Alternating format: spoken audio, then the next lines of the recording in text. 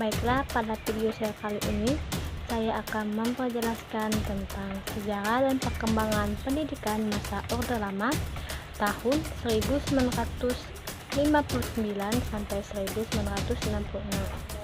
Di sini ada pembahasan. Yang pertama tentang kurikulum masa Orde Lama. Kedua, di sini ada 4 pembahasan. Yang pertama tentang kurikulum pendidikan masa Orde Lama. Yang kedua tentang kebijakan pendidikan masa Orde Lama. Yang ketiga sistem pendidikan masa Orde Lama. Dan yang keempat tujuan pendidikan masa Orde Lama. Baiklah, kita pertama membahas tentang kurikulum pendidikan masa Orde Lama. Terdapat 3 bagian, yaitu yang pertama rentang tahun 1945 sampai 1968. Pada masa tersebut, siswa lebih diarahkan bagaimana cara bersosialisasi dengan masyarakat. Proses pendidikan sangatlah kental dengan kehidupan sehari-hari. Aspek efektif dan psikomotorik lebih ditekankan dengan pengadaan pembelajaran kesenian dan pendidikan jasmani. Oleh karena itu, yang lebih penting adalah bagaimana menumbuhkan kesadaran bela negara. Dan bagian yang kedua, rencana pelajaran terurai tahun 1952. Kurikulum ini lebih merinci setiap mata pelajaran yang disebut. Rencana pelajaran terurai 1952, silabus mata pelajarannya jelas sekali, dan seorang guru mengajar satu mata pelajaran. Pada masa ini memang kebutuhan peserta didik akan ilmu pengetahuan lebih diperhatikan, dan satuan nama pelajaran lebih dirincikan. Namun dalam kurikulum ini siswa masih diposisikan sebagai objek karena guru menjadi subjek sentral dalam transferan ilmu pengetahuan. Guru yang menentukan apa saja yang akan diperoleh siswa di kelas, dan guru pula yang menentukan standar-standar keberhasilan siswa dalam proses pendidikan. Dan bagian terakhir yang ketiga, kurikulum 1964. Pada kurikulum 1964 adalah pada pengembangan daya cipta, rasa, karya, taksa, dan moral. Mata pembelajaran diklasifikasikan dalam ilmu kelompok bidang studi: moral, kecerdasan, emosional, artistik, keterampilan, dan jasmani. Pendidikan dasar lebih menekankan pada pengetahuan dan kegiatan fungsional praktis. Pada kurikulum 1964 ini, arah pendidikan mulai merambah lingkung praktis, dalam pengertian bahwa setiap pembelajaran yang diajarkan di sekolah dapat berkorelasi positif dengan fungsional praktis siswa dalam masyarakat. Dan pembahasan yang kedua tentang kebijakan pendidikan masa Orde Lama.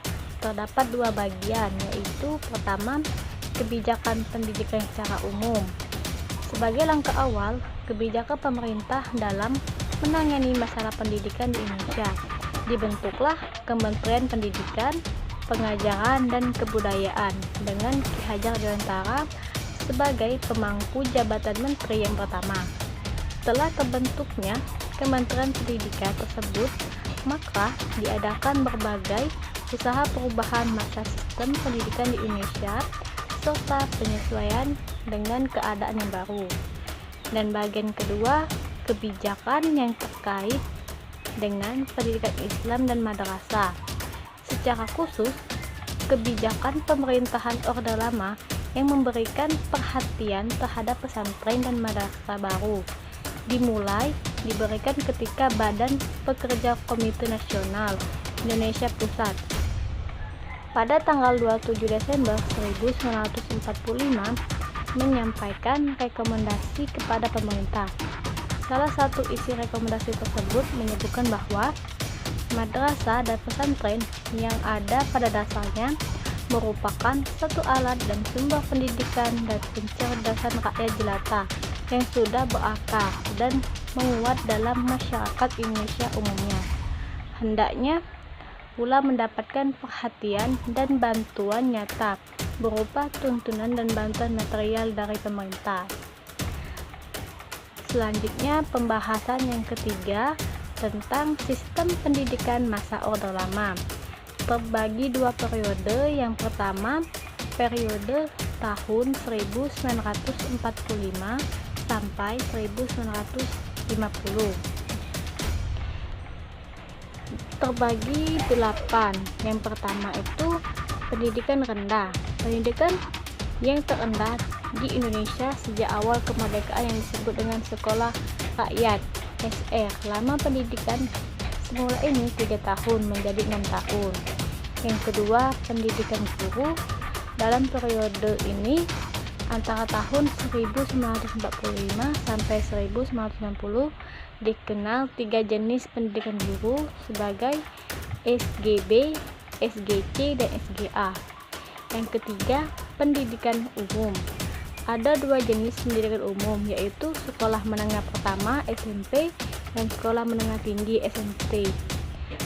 Keempat, pendidikan kejuruan. Yang pertama, pendidikan ekonomi. Sekolah dagang yang lama pendidikannya 3 tahun sudah sekolah rakyat. Yang kedua, pendidikan kewanitaan. Sekolah guru kepandaian putri SGKP yang lama pelajarannya 4 tahun setelah SMP atau SKP. Kelima, pendidikan teknik. Yang A-nya kursus kerajinan negeri KKN. Yang ke B, sekolah teknik pertama STP. Yang ke C, sekolah teknik ST. Keempat, sekolah teknik menengah atau disebut D. Yang E, pendidikan guru untuk sekolah teknik. Yang keenam, pendidikan tinggi. Lembaga pendidikan yang ada adalah Universitas Gadjah Mada, beberapa sekolah tinggi dan akademik di Jakarta, daerah kependudukan Klaten, Solo, dan Yogyakarta. Sistem persekolahan dan tujuan dari masing-masing tingkat pendidikan di atas diatur dalam Undang-Undang Nomor 4 Tahun 1950 Bab 5 Pasal 7 sebagai berikut. A. Pendidikan dan pengajaran taman kanak-kanak. B. Pendidikan dan pengajaran rendah. C. Pendidikan dan pengajaran menengah umum. D. Pendidikan dan pengajaran tinggi. Dan E. Pendidikan dan pengajaran kepada orang-orang. Yang ketujuh, pendidikan tinggi Republik. Yang A-nya Sekolah Tinggi Republik pada tanggal 17 Februari 1946 oleh Kementerian Pengajaran dan Kebudayaan Indonesia di Yogyakarta. Yang B, Balai Perguruan Tinggi Gadjah Mada didirikan pada 3 Maret 1945 oleh Yayasan Balai Perguruan Tinggi Gadjah Mada yang terdiri dari Fakultas Hukum dan Fakultas Kesusastraan di Yogyakarta. Yang ke-C, Perguruan Tinggi Kedokteran dan Kedokteran Gigi didirikan pada Februari 1946 di Malang. Yang D, Perguruan Tinggi Kedokteran II didirikan pada 4 Maret 1946 di Solo. Yang E, Perguruan Tinggi Kedokteran I didirikan pada tanggal 5 Maret 1946 di Klaten. Dan yang ke F, Fakultas Pertanian dan Fakultas Farmasi berdiri pada 27 September di Klaten. Semua perguruan tinggi yang tercantum pada nomor 4, 5, dan 6 berada di bawah Balai Perguruan Tinggi Republik Indonesia di Klaten.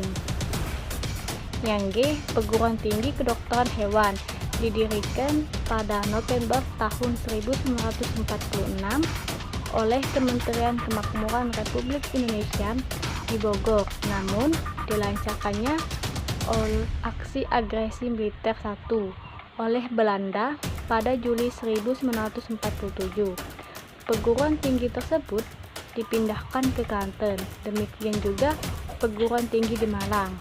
Dan yang terakhir yang H, Universitas Gadjah Mada didirikan pada tanggal 19 Desember tahun 1949 di Yogyakarta, terdiri dari 6 fakultas. Yang terakhir yang 8, pendidikan tingkat tinggi pendudukan Belanda. Atas paraksa pihak Belanda, pada bulan Januari 1946 didirikan suatu universitas darurat, Noord-Universiteit, yang terdiri dari 5 fakultas, yaitu Fakultas Kedokteran, Hukum, Sastra, dan Filsafat Pertanian di Jakarta dan Fakultas Teknik di Bandung. Pada bulan Maret 1947, oleh pemerintah Belanda, secara resmi nama Universitas Darurat diganti dengan nama Universitas Indonesia atau disebut Universitas Pers Indonesia. Yang bagian B tentang periode tahun 1950 sampai 1966. Pada periode ini difokuskan antara kurun waktu pada tahun 1950 sampai 1966. Seperti diketahui, sesudah KMB pada tahun 1949 terbentuklah Republik Indonesia Serikat atau yang disebut RIS. Di era ini dimulai dari pasal 30 Undang-Undang Dasar tahun 1950. Di antaranya yaitu 1. Tiap-tiap warga negara berhak mendapatkan pengajaran. 2. Memiliki pengajaran yang akan diikuti adalah bebas. Dan yang ketiga, mengajar adalah bebas. Pada saat itu merupakan era setiap orang merasa bahwa dirinya sejajar dengan yang lain, serta setiap orang memiliki hak untuk mendapatkan pendidikan. Orde Lama berusaha membangun masyarakat sipil yang kuat, yang berdiri di atas demokrasi, kesamaan hak, dan kewajiban antara sesama warga dan negara tersebut dalam bidang pendidikan. Sesungguhnya ini amanat Undang-Undang tahun 1945 yang menyebutkan salah satu cita-cita pembangunan nasional adalah mencerdaskan kehidupan bangsa. Banyak pemikiran yang lahir pada masa itu, sebab ruang kebebasan dibuka dan tidak ada yang mendikte peserta didik. Dengan demikian, sistem pendidikan masa Orde Lama telah banyak dipengaruhi kondisi politik bangsa Indonesia saat itu. Pasca Indonesia lepas dari penjajahan dan berhasil mempertahankan kemerdekaan dari ancaman penjajahan Belanda dengan perjanjian KMB,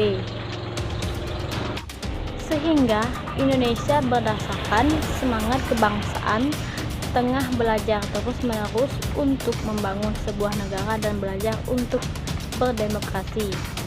Dan yang terakhir, pembahasan tentang tujuan pendidikan masa Orde Lama. Terkait dengan tujuan pendidikan pemerintah Orde Lama, menegaskan dalam Undang-Undang Nomor 4 Tahun 1950 Bab 2 Pasal 3 yang berbunyi, tujuan pendidikan nasional Indonesia adalah membentuk manusia susila yang cakap dan warga negara yang demokrasi serta bertanggung jawab tentang kesejahteraan masyarakat dan tanah air. Nah, itulah yang saya bisa jelaskan. Terima kasih atas perhatiannya.